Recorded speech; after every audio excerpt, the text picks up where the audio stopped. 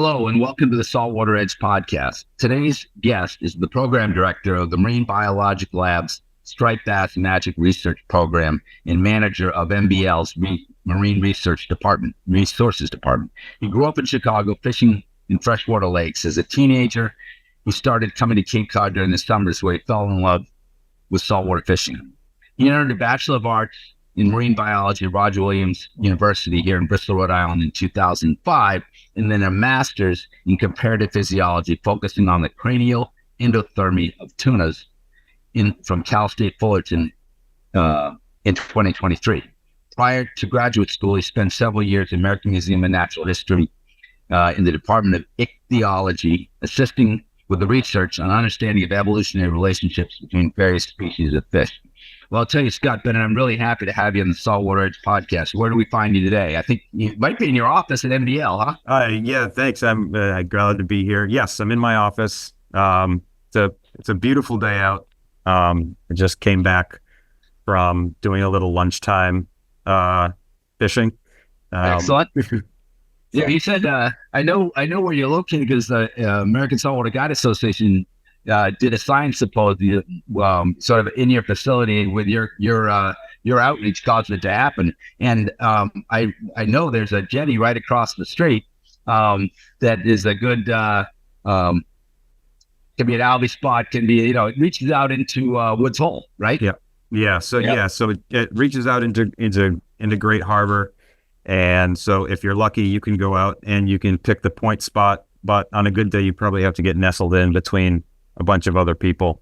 But yeah, so you can cast for albies, bonitos that are swimming around right now, early in the spring and then later in the fall. It's a big striped bass area. So yeah, it's a really good spot. Well, you've had this year, it's 2024, that Falmouth area's had these jumbo albies, and we haven't seen them yet. So I'm looking forward to you sending that. Maybe this east wind we've had this week will send them our way. So really interested. And the reason I wanted you on was this Striped Bass Magic project you've been working on. I believe it started in like 2008, but to just sort of set it up for people and then ask you to kind of take it away.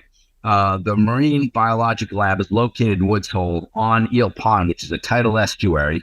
You can see that out your window? I can, yeah, it's right here. I can see I can see my fish from here. So your subjects, your people. And it's a home for school striped bass that it presents really an incredible opportunity to conduct scientific research, because a good number of these bass come and return every year.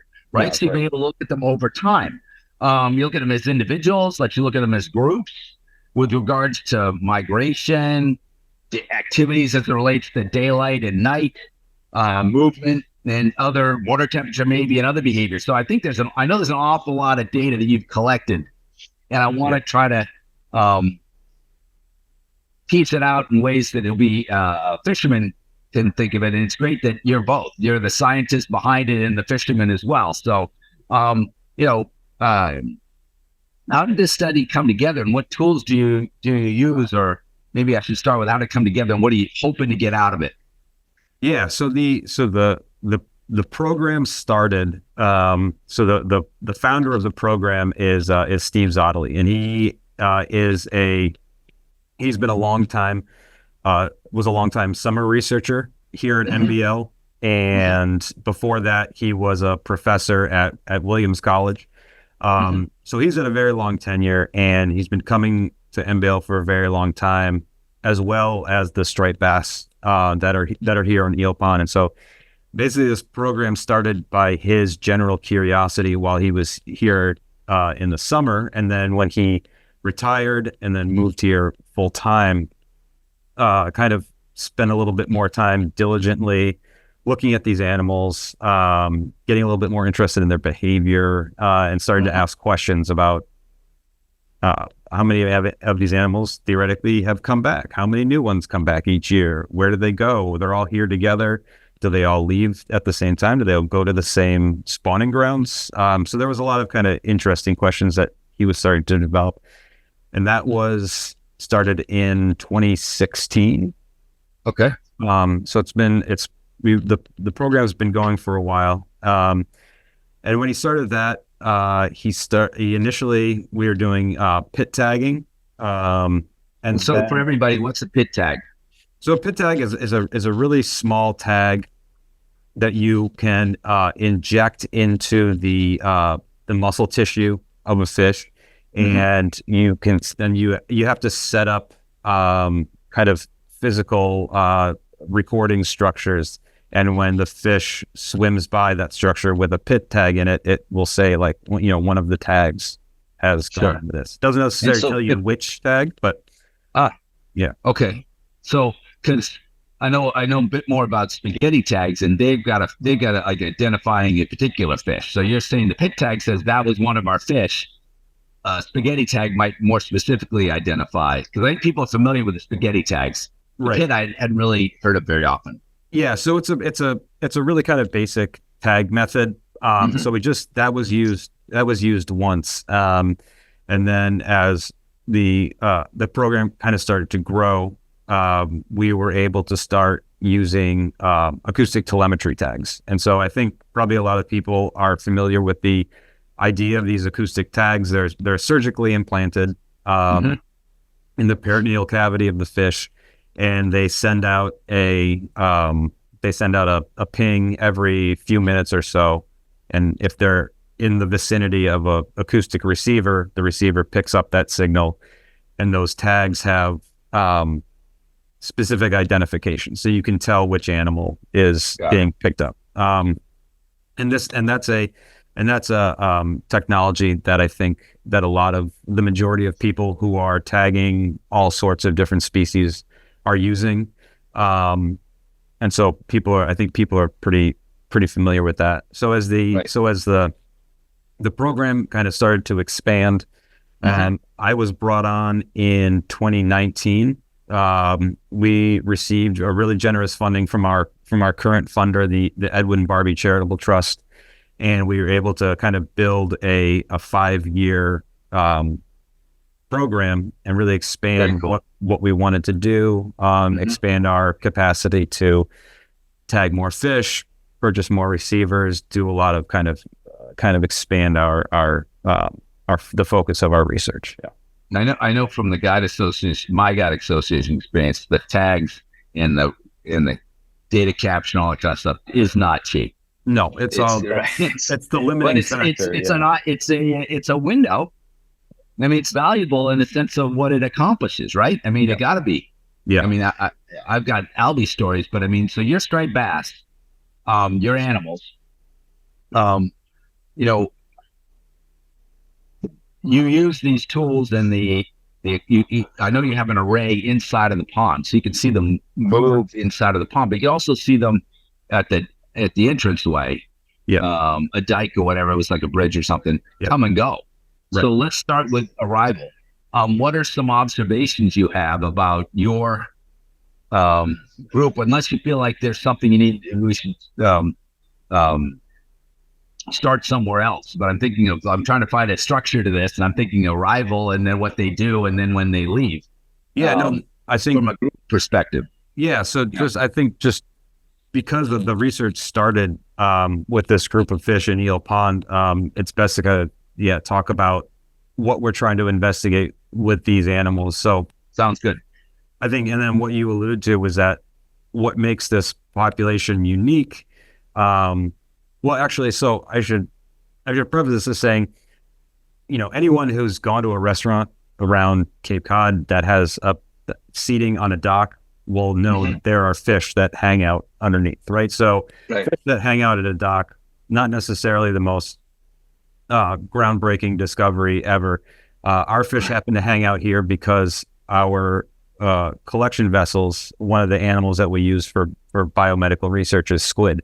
And so we have a lot of either mortalities when they come in from the boat, or when animals are used and in the lab, dissected, and then unneeded parts are discarded. So essentially these fish have established eel pond in these areas as a good food source when they're here during the summer.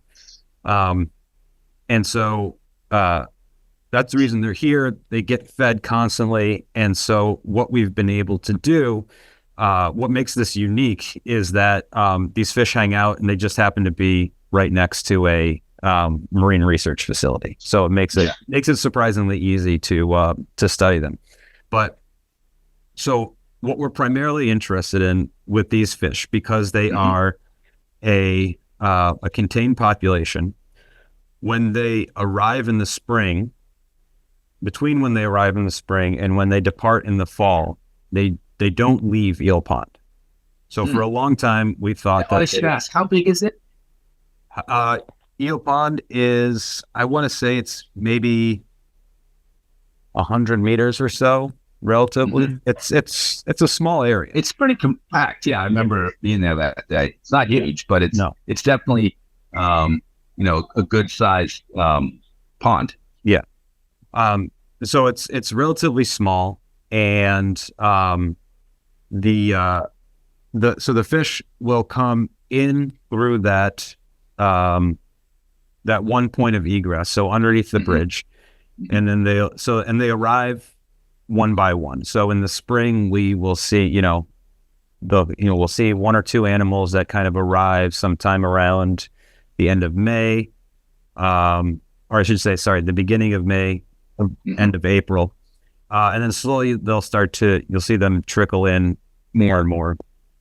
And those fish will stay in Eel Pond for the entire summer. So they'll kind of congregate around the docks and behind our building during the day, and then at night, we'll kind of forage around the pond, but never leave. Only once, only the odd fish every once in a while will leave, which is really interesting. Let me ask about arriving. Do they arrive on moons or on tides? Do you have any sense of that? Any correlation there? I mean, 'cause I think a bait is moving around on moons, and I'm just wondering if stripers, fit that mold a little. We haven't seen any correlation between arrivals and any type of celestial event or bait migration. The arrival times are scattered, and it runs from end of April to sometimes we have animals that show up beginning of July, end of June. So the arrival times are really scattered, and we've done a lot of work also trying to correlate arrivals and departure times based on where fish are either coming from or going to in the fall. Oh, interesting. There doesn't seem to be any correlation there with arrival timing. Even if an animal is coming out of the Hudson or the Chesapeake, there doesn't seem to be any correlation between the time that they arrive in Eel Pond. That's interesting. Yeah. I would have thought, reasonably that I thought for us, I'm trying to remember now, no one misspeak, but I thought, I was speaking of Rhode Island, but we're close enough. I would thought that we got Hudson fish first, and then Chesapeake fish. But anyway, that's the thing. I mean, it's just got to be. I guess doing this job, you can't assume anything. You might have to throw out some beliefs you had coming in. Right? Yeah, and I mean, we've definitely done that. We originally thought that when the fish left the dock, they went out and they were foraging out in Woods Hole. And so we realized that wasn't the case. But there are a lot of things that we've kind of had to readjust our thinking on, as far as like even site fidelity to spawning areas and stuff like that. So,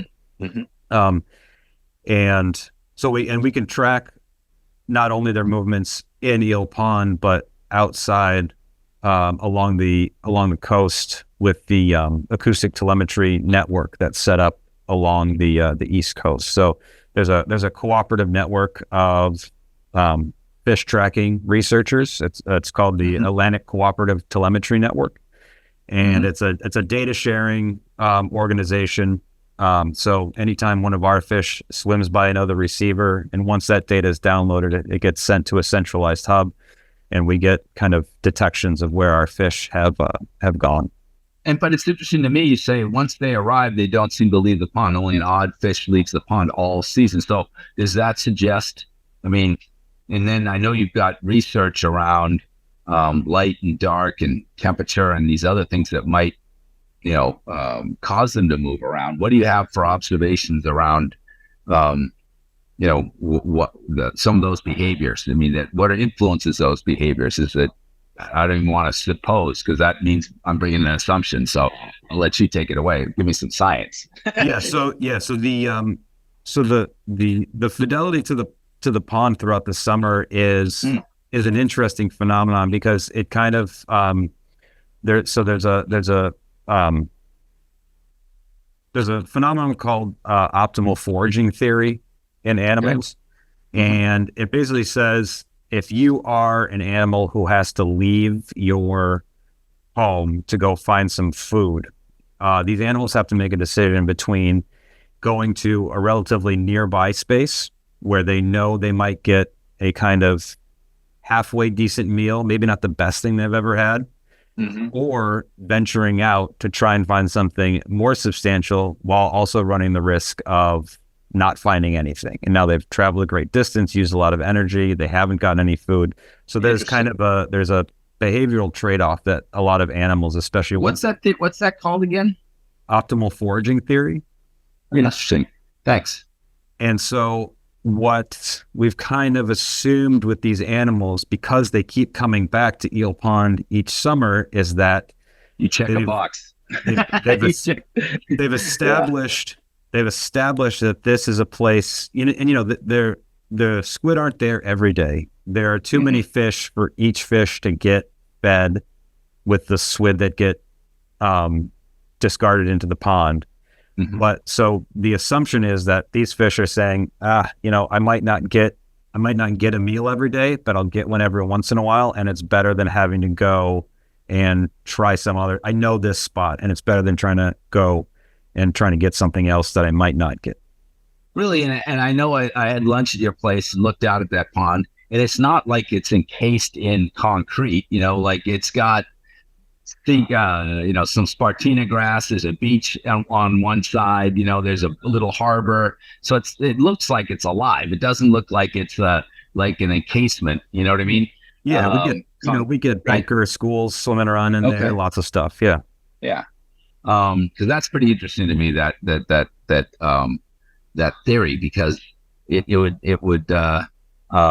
it's kind of how I think of around Newport here, we have a lot of hard structure, and then a lot of other places like the Outer Cape in New Jersey, a lot of sand, and that hard structure has critters that live there 24/7.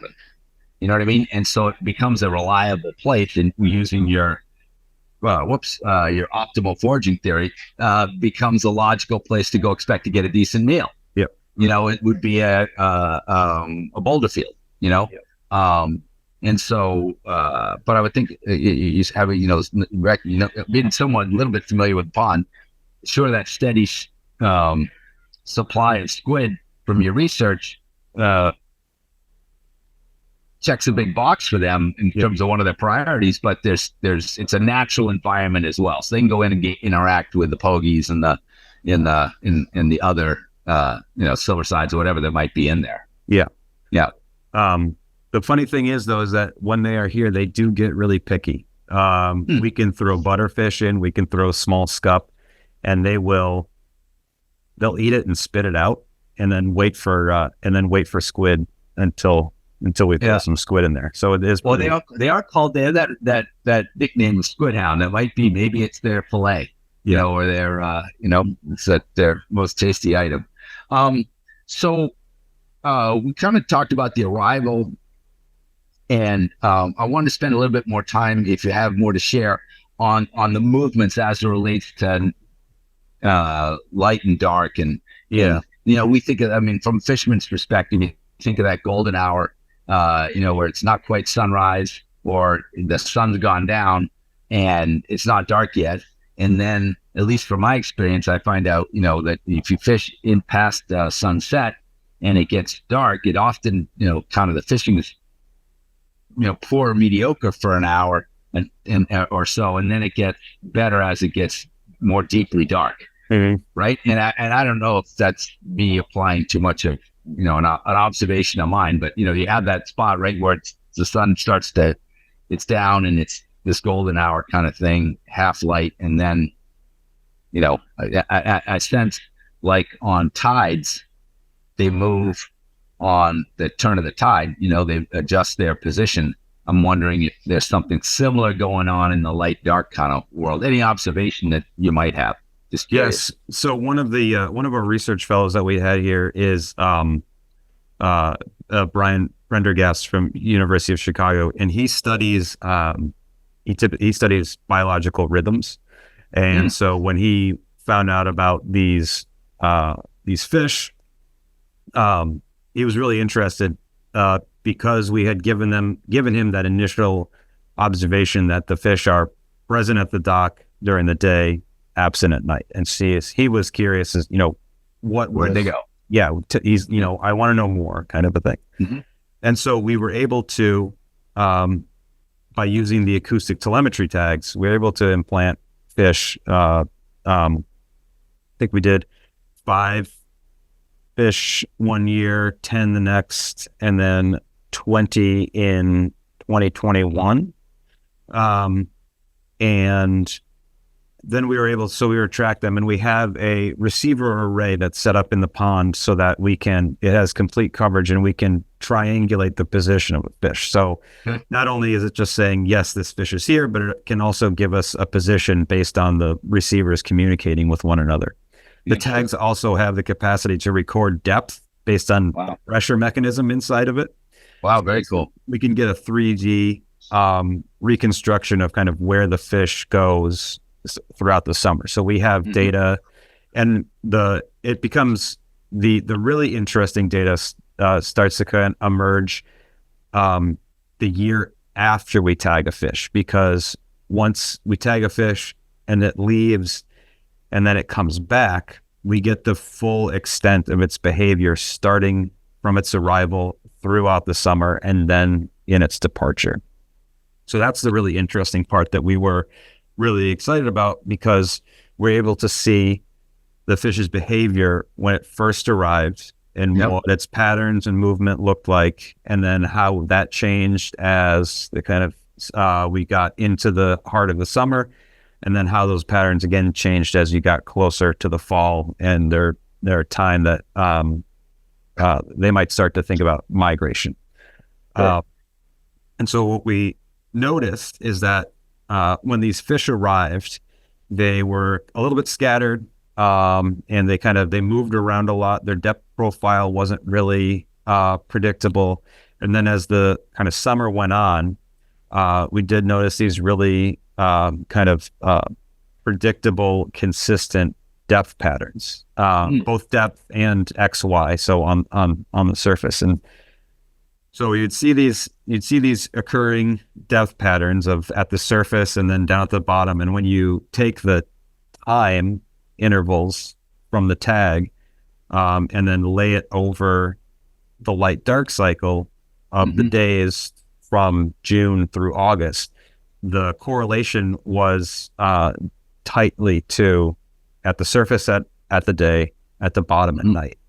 And then we also see, when you look at the triangulation data, you see clustered around the dock during the day and then moving around the pond at night. So they had these very distinct circadian rhythms. So these 24-hour rhythms that these fish were kind of abiding by, which was really cool.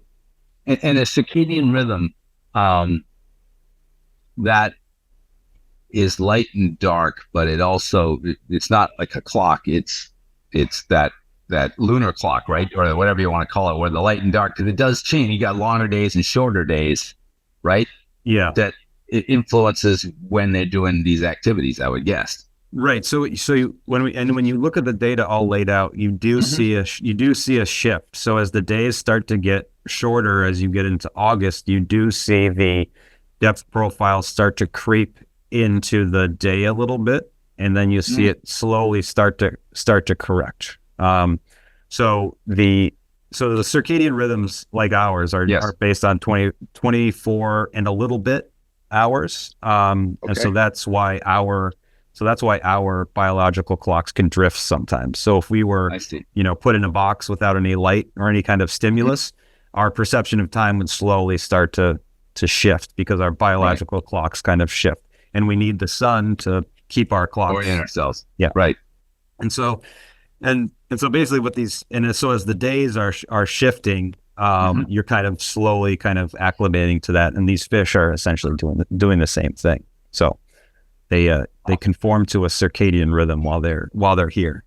And then the really interesting thing is that once we start getting into the fall and they start getting closer to getting ready to migrate, and we're not 100% sure what the initiation for this behavior is, but that steady, predictable depth pattern that you see starts to fade, starts to degrade as you get into closer to the fall in October, and then eventually in November when pretty much everyone has left. So it's this really interesting kind of onset of a circadian rhythm, and then the degradation of that circadian rhythm once they start to make the move, migrate. Yep. On the depth, and I'm slicing hairs here, but I'm curious. Are they literally on the surface when you would need a foot or two from the surface, and then on the bottom being a foot or two from the bottom and not much in the middle? No, so I think the average in here is somewhere around like 14 feet. Okay. And so they are, and when they're at the surface, I mean, you could poke them in the head if you wanted to when they're hanging out. And then when they're at the bottom, they are pretty close and sticking to the bottom. So there's no bounce or anything like that. Okay. They're at the bottom. Yeah. They're there. Yeah. That is curious. Yeah. Excellent. So we've talked a bit about them as a group. Mm-hmm. Do you have any observations on how they behave as individuals, or are you going to say, Peter, every scientist would recognize that they're individuals, but we study them in groups? So is there any kind of quirkiness in the individuals? And we do study, yes. And so we do study them as individuals. Yeah. Primarily, actually, because it is a diverse group, right? So like I was saying, you have individuals that come from all of the major spawning areas. So we have fish that we've tagged over the years that have, come from the Chesapeake, Delaware, Hudson, Housatonic, Connecticut River. We have fish that come from all over the place, and they all hang out together. But we do examine them as individuals because you can learn really interesting things when you look at a fish individually, and especially if you can look at an individual animal's behavior year after year. And so this is where unique opportunity you have. This is where the return year after year really comes, really starts to yield some interesting results, because we typically have fish that if we tag an animal, we estimate that it'll return for 4 years after that. Mm-hmm. And that's an observation just made on fish that we've tagged. So we could have animals that have come back more than that we just haven't identified. And so one of the really cool things we can do is look at individual behavior, and we can compare the arrival dates of an individual from year to year, the departure dates, to try and find any correlation, how a departure, does a departure date predict when the fish, or how does a arrival date predict when the fish will depart? And the only thing that predicts one other event is the departure of a fish from one year will predict the departure of that same fish the next year. So they have what seems to be a really concise departure date, but an individual's arrival year to year can vary greatly. And so that's one of the really interesting things that we've found. However, at the same time, their departure date, like I said, doesn't predict where they eventually end up in their spawning. Yeah. I mean, one of the things I heard in this portion we're just discussing, is, and I wrote myself a note, the diversity protects the species, because you talked about Chesapeake, Hudson, Housatonic, Delaware, you know what I mean? These are all different spawning locations. Chesapeake's the big one, obviously. But, and I've always kind of understood that one of the things that animals do is they, spawn in different places in case one place is catastrophically bad. They're going to survive because they had these others. And I thought of this as you were talking about variable arriving and departing, because that also, those first fish theoretically swam through colder water and all this other stuff versus the bulk, but that's maybe another like attribute that would help them maintain the species, the diversity. That must show up all through your animal science stuff. Is there a I don't know, like you just described earlier, you described that optimal foraging theory. Is there any kind of theory around diversity that applies to striped bass? That's interesting. I'm not familiar with any of them, but it would make sense, especially for an animal who returns to an area, who goes into specific areas to spawn, but then does that multiple times. So unlike a salmon, they don't die when they spawn, so they have the opportunity to go different places. We've observed it, so it's something that's happening. Have fidelity to that. That Chesapeake fish goes back to the Chesapeake, just like that fish comes back to Eel Pond in a lot of cases. I'm just asking a question. Okay. Yeah. So sometimes I wouldn't think you studied it, but so we do see a lot of our tagged fish will go to a certain area maybe a few years in a row, but then one year they will, they'll hit a different freshwater spawning system. We've even seen fish that will leave an area, in the spring.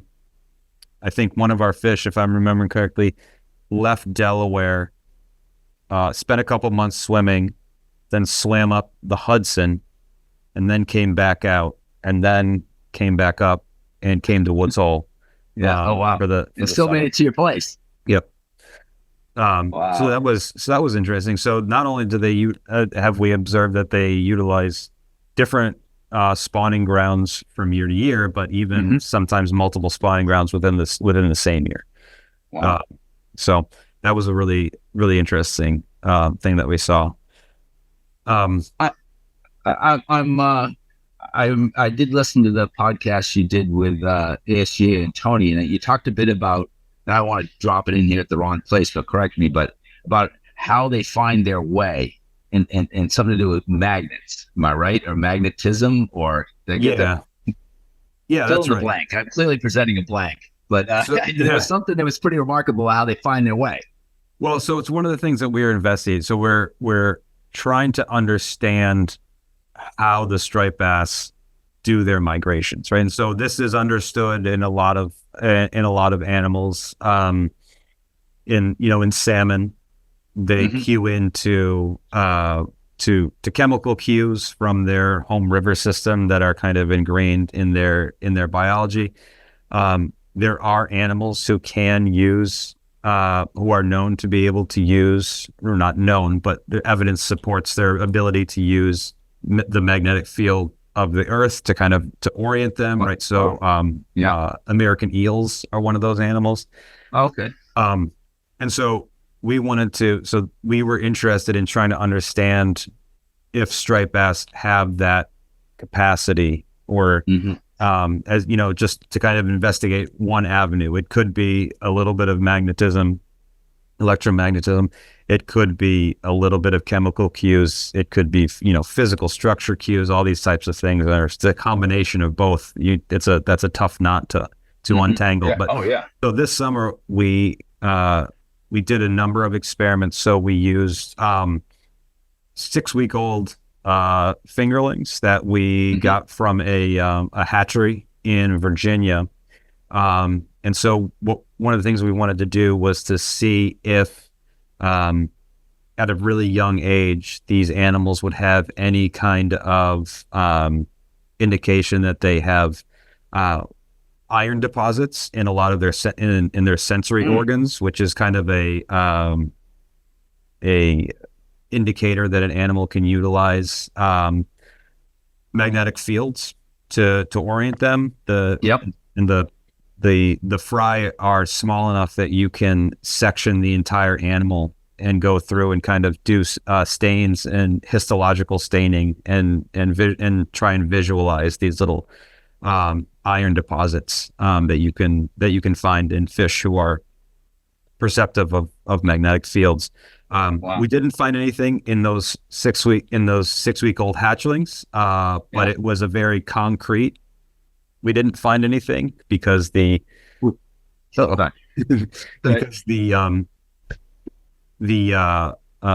tests that we did on other animals that we know to have it did show up. So it's a very clear no, they don't have it, which is a bit of data in and of itself. Which is knowledge of its own. Yeah. So the idea though was that at that age they may not have this developed yet because they're not migrating yet, right? Yeah. So that they're don't need it. Yeah. So not until the males are 4, and the females are maybe a little bit older than that.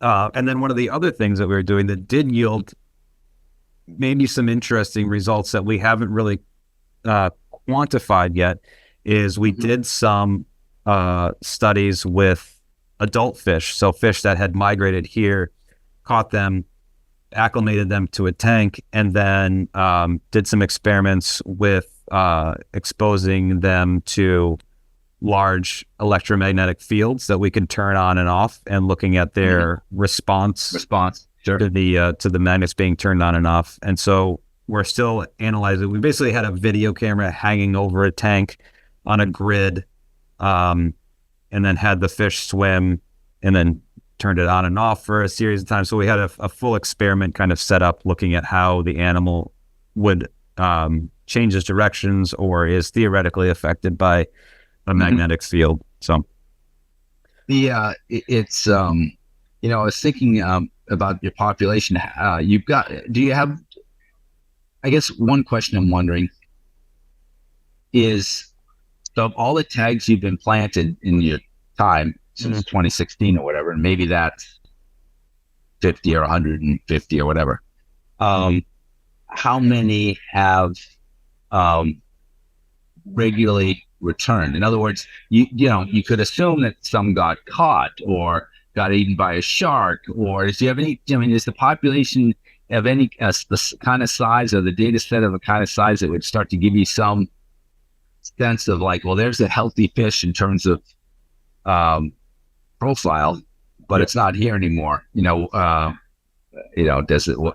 You might not have answers to what happened, but do you see any? It seems like you have such a well-behaved group that returns that when people don't show up, you must wonder why. Yeah, so it is a little interesting when you see a fish that doesn't show up anymore, or you get we get a big data push from that cooperative telemetry network. Right. Shows our fish just kind of fell off the map one day. Yeah. And you're kind of that's a little disappointing. But sure. for the animals that come back, so if we tag a cohort of animals in one summer, basically what we see is a 70% return the next year, and then a 70% return of that remaining population, and then a 70. So, and then, but you do see this kind of steady, predictable decline. Sure. And typically it's around 4 years until we don't see any of the individuals from that initial. Okay. You did say I made a note earlier about 4 years. Yeah. And but again, that's only the animals we tag. So that's just how many. That's just how long you see them after they tag, right? Yeah. And in fact, there is an individual that we tagged in 2021. With underwater video, we visualized, we saw it, and with our acoustic receivers, it was back in 22, back in 23, it's back this year. And then I went back into the video data that we have, and I was able to identify it by its stripe pattern the year before we tagged it. So it's been there for at least five. It's come back for at least 5 years. Yeah. The so kind of moving on. I know this particular question. What do you think, or does it seem to vary? But what are those migration cues? Do you have anything from your? So we've been testing. So basically we have, over all the years that we've been collecting data of these fish, we compile basically the fish counts, the daily fish counts, and you can see this very clear arc of data. And I think this is a figure that I showed at the science symposium. Where it's this very clear, it's like end of April, and then the abundance, kind of plateaus through the summer and then starts to decrease until it eventually ends in, I think, late November. And so what we can do is, with that data, we can also take sea level data, right? So sea surface temperature, tides. We can take barometric and weather data, and we can kind of lay it over that data arc from those years, From the times here, and see if there's anything that correlates. And the only thing that has kind of stuck out is barometric pressure, but it's only in only in certain instances. So it doesn't necessarily always lead. There aren't always kind of barometric occurrences that will lead to a mass departure. But what we've noticed is that if you have a really big storm, so like nor'easter or something like that, at a particular day, especially if it's really close to when these animals will start to migrate, if you have a huge drop in barometric pressure as a result of a storm, and the fish are already kind of in that area where they're kind of trying to figure out if they should leave or not, a big drop in barometric pressure in a storm will kind of let's go. It seems like it kind of like makes them speed up the process a little bit. So it's interesting when you described that curve that goes all the way out to almost November.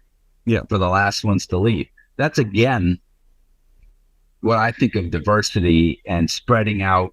Who's on the move. If they all left, maybe a bunch do on that storm like you described, but there's still stragglers, and it's those stragglers that are the edges of a bell curve, right? That are the ones that spawn in strange places or stay a little longer, or all the things that might help sustain a species if something past a particular duress. I don't know what it would be, but well, cool.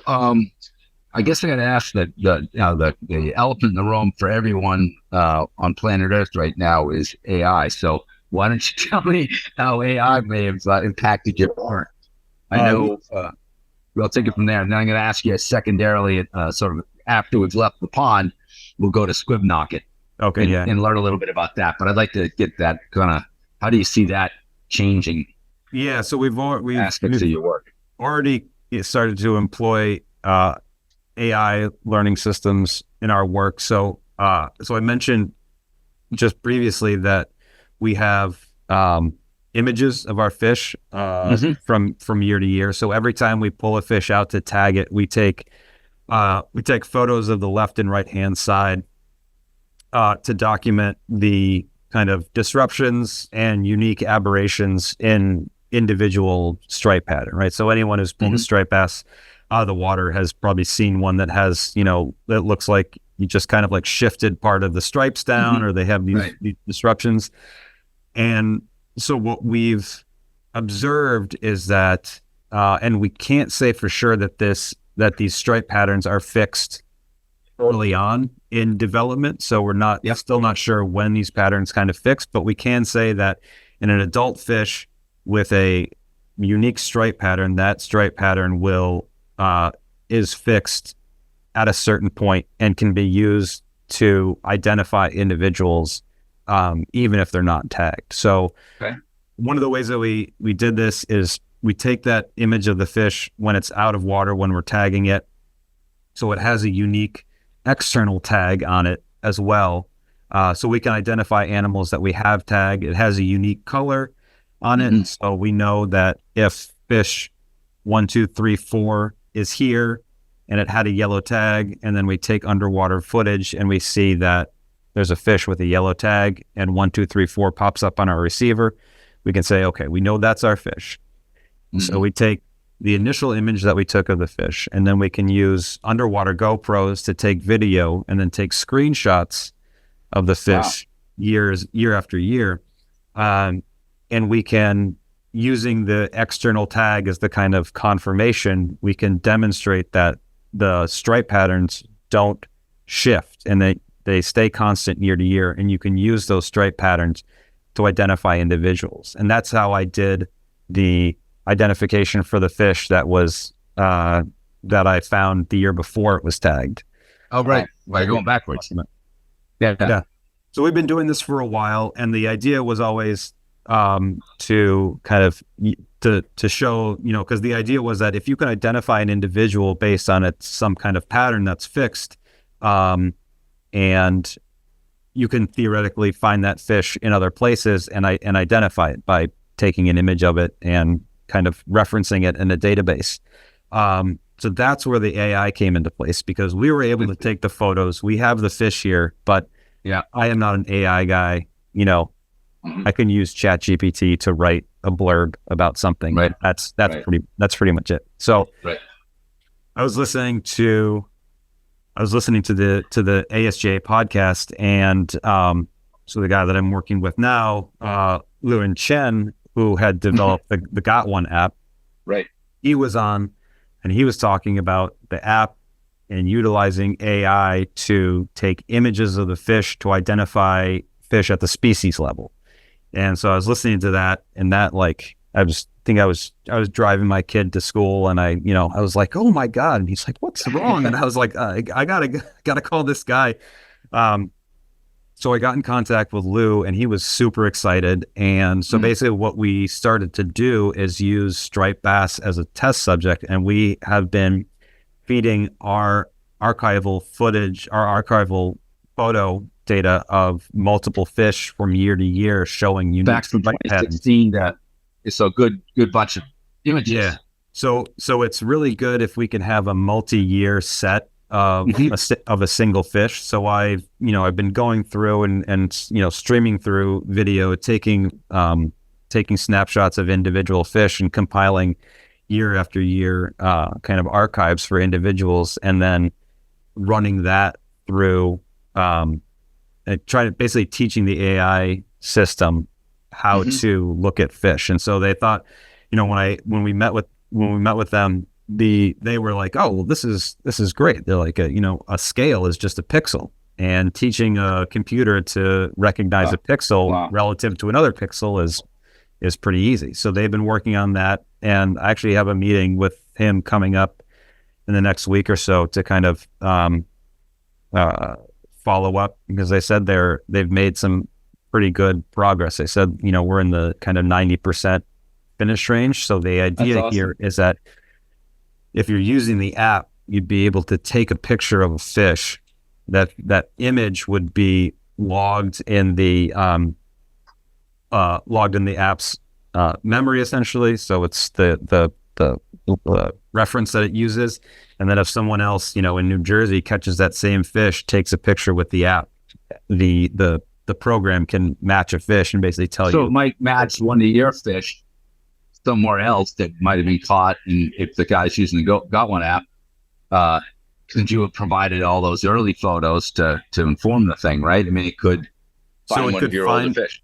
Ours, but the idea here is that if you take an image of a fish that is never tagged, as brand new, you take a picture, the app now has that image to work against. And if someone else catches that fish somewhere else, even though we haven't introduced that photo to thing, but somebody has by taking a picture of it.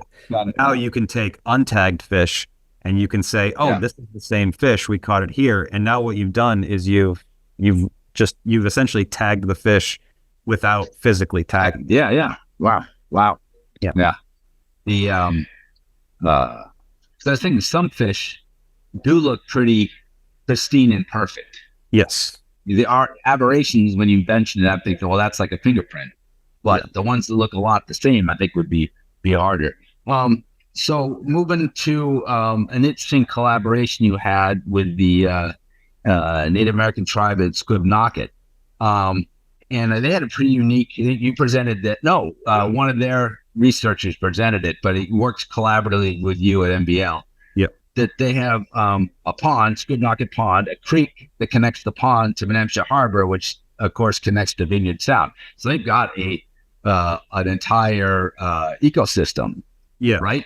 And the coolest part of the whole presentation was looking through that fish window and seeing, little striper, big striper, plenty of herring, an eel go by, an otter go by.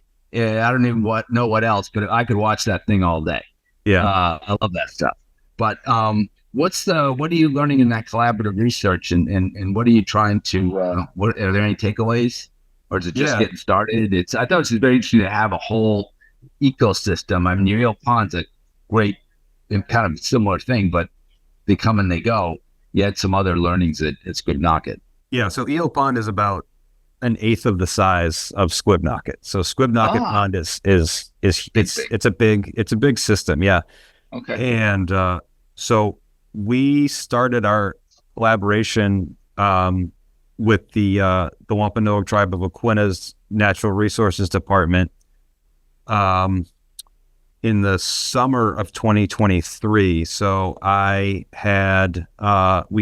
was meeting with the indirect supervisor of the Natural Resources Department, and we were discussing, I think, a student that he had that was going to come and intern with us. And he and I got to talking, and he's like, he's like, what's the program all about? And so I told him a little bit about the circadian rhythm work that we do. And I just mentioned, I said, what we're really looking for is to find a population of fish that is, that overwinters, so that we can essentially do the same thing with an overwintering population, with a non-migratory population, looking at their circadian behaviors to compare and contrast to see what's different about these fish and their behaviors, and what might be going into the decision-making process of an animal to either overwinter or to migrate. What's different, right? Yeah. And so he said, he's like, hey, guess what? We've got a population of fish that overwinters here on the vineyard. And so that was kind of really serendipitous. And, we both said, oh, this is great. So we pretty much just said right there, hey, let's collaborate. So I went out to the island, looked around, and we talked, we kind of discussed what we wanted to do. And so one of their really critical interests is in rehabilitating the population of river herring that they have that come into the creek and into Squibnocket to spawn. And so part of their rehab process is assessing predation on those animals as they come into the creek, because it is this really distinct bottleneck. And he said, every year the herring come in, and all the bass have to do, they basically just sit in this narrow little path, and it's just a herring just swimming into mouths, basically. Yeah. Wow. So he said, well, that'd be a good reason to not leave. By your theory you gave me a little while ago, that optimal foraging theory. Right. So yeah, you might be sacrificing maybe spawning for part of your life, but you've got, or maybe not. So one of the things that they wanted to look at was the kind of the year-round movements of behavior of this overwintering population of fish. And so with our work and kind of with their the knowledge base of the local area, we kind of made this collaborative research and kind of got it off the ground relatively quickly, because last fall we tagged 20 of the fish that we caught in the creek there coming out that had come out of Squibnocket. One of those fish did leave the pond system, so we did track it, and it did get picked up on a receiver off of Block Island. Was the last data that we got from it. So hopefully I'll be interested to see where that future downloads tell you something. Yeah, where that one ended up. But the rest of them, the 19, we had a receiver array set up in the pond, and the rest of the 19, they all stayed throughout the winter. And then middle of April, my colleague Andrew, who works for the Natural Resources Department, he sends me this video from the little camera that you were talking about. They have this camera situated in the narrow part under the culvert, and it's primarily to count herring as they go through. But obviously it captures everything else. So they've got like river otters and things like that they very cool. It's cool. So he sends me this video, and it is at least 50 striped bass just exiting, just running by the camera. And he sent me this. He's like, I think we had like 75 bass leave Squibnocket today. And then he texted me the next day. He's like, probably 125 left Squibnocket today. And so one of the things we'll be really interested in seeing is those animals that left, if they left the pond complex completely and went into Vineyard Sound. If any of those that left decide to go and migrate again, or if they return. And in fact, we pulled some receivers a few weeks ago, and it looks like there are actually some individuals that never left the pond. So some of the tagged animals actually stayed in the pond and never left either. So that was a really cool thing. So we did what we wanted to do in year one, which is just confirm that this was an actual overwintering population, see if any of the animals in that population were different behaviorally and would leave and migrate, which we saw. To look and see what time of the year those overwintering fish would leave as the water got warmer. So we're starting to see that. So now we're looking for their returns. We're looking to see how many of them come back.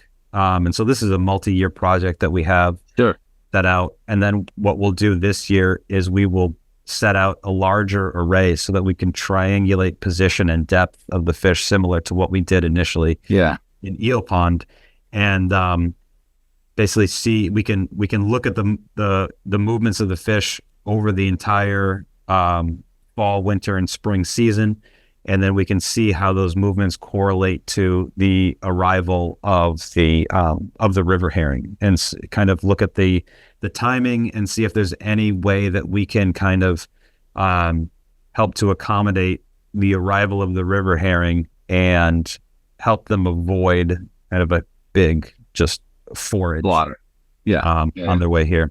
Well, it sounds like a very interesting kind of opportunity, much like Eel Pond, but a way to augment and build to add to the knowledge base. Yeah. Pretty cool. Let me just remind our listeners for a minute here that this podcast is brought to you by Saltwater Edge. We thank you. If you have any use for or looking for any surf fly or light tackle needs, please think of us. We're here to help you. Saltwater Edge exists to help you make most of your time on the water. I got a wrap-up question, which I'm sure is the one that's burning in everybody's head. I know you spend time in the surf and fish with a fly rod some too. What of these observations have you applied to your own fishing? That fish are completely unpredictable. Okay. And as much as we think we know, they keep teaching us new things. Sure. Oh man, is there a good example? If there isn't, that's cool. I just was, I'm astonished by how much data you have, and obviously, I don't know if more is little's good, more is better as it relates to data, but you gotta like get something out of it. It's so hard to pull these strings into some, Yeah, I'd say probably the biggest advantage that I find for my recreational fishing is comes primarily from the study of the overwintering population on the vineyard.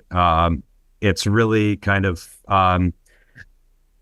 opened my eyes to identifying areas where I think that maybe overwintering or early season fish might start to gather. So as I'm driving around and I see little inlets and little marshes, things like that, I look at them and I say, oh yeah, that's the spot over there. That could be a spring spot. I know that. Yeah, I know that there are probably little schoolies in there in the spring, and then maybe some bigger things in the fall.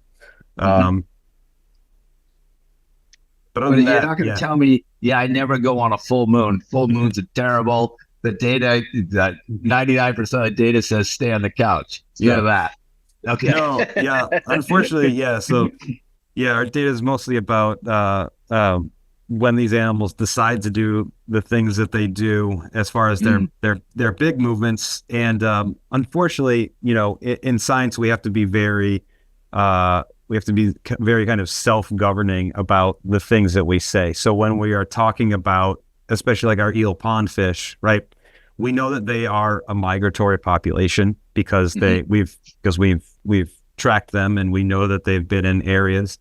But when we are talking about their circadian rhythms and things like that, we have to be very careful about applying what we see in this population and their behavior to the broader population. Sure. And so that's one of the things. Because you might have a unique subset and you can't, because like for the fact that they have this squid diet that's a bias or whatever the correct term is, that isn't a natural occurring thing.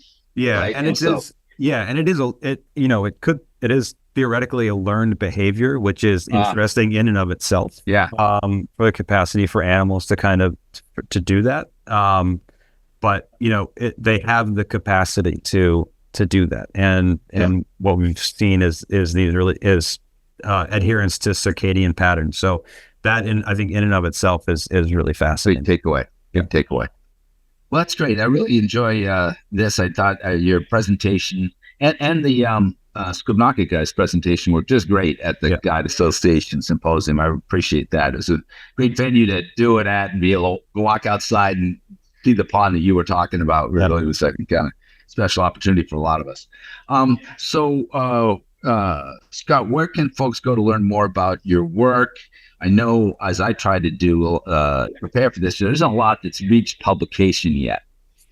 So would you point, if and we're talking about recreational fishermen, but is there something, someplace, is there more to learn about the Marine Biological Lab or your specific work or something like that you want people to know about?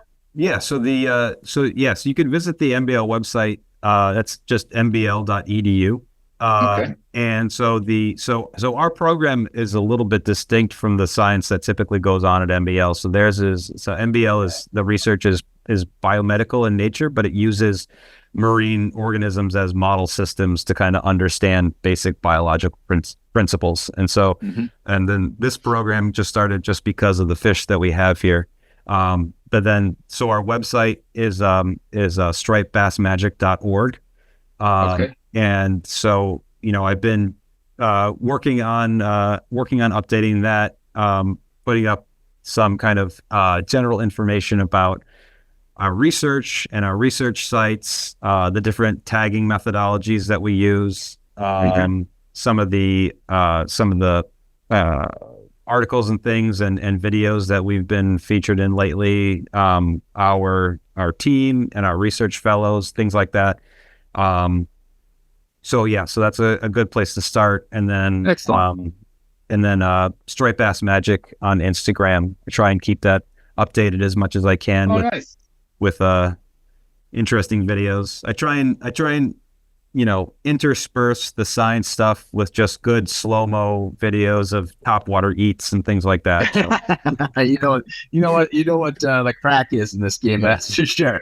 Yeah, that's great. Well, Scott, really do appreciate you taking the time here, and thank you for the work you're doing and your patience with me as I tried to kind of work on a format to do an effective job of interviewing a quote science guy. But it has certainly helped me, the fact that you have the fishing background, so you knew where I was coming from. Yeah. So yeah, do appreciate it. Thank you very much. Kurt, we'll put all this info you just shared in the show notes. All right. Terrific, Peter. Thank you so much. You take care. Get out there on that jetty and catch those big bonito, and then send them my way. I think I'll try and sneak out now. It is Friday at 2:45. All right, Peter. Thank you. Take care, man. Bye. Bye.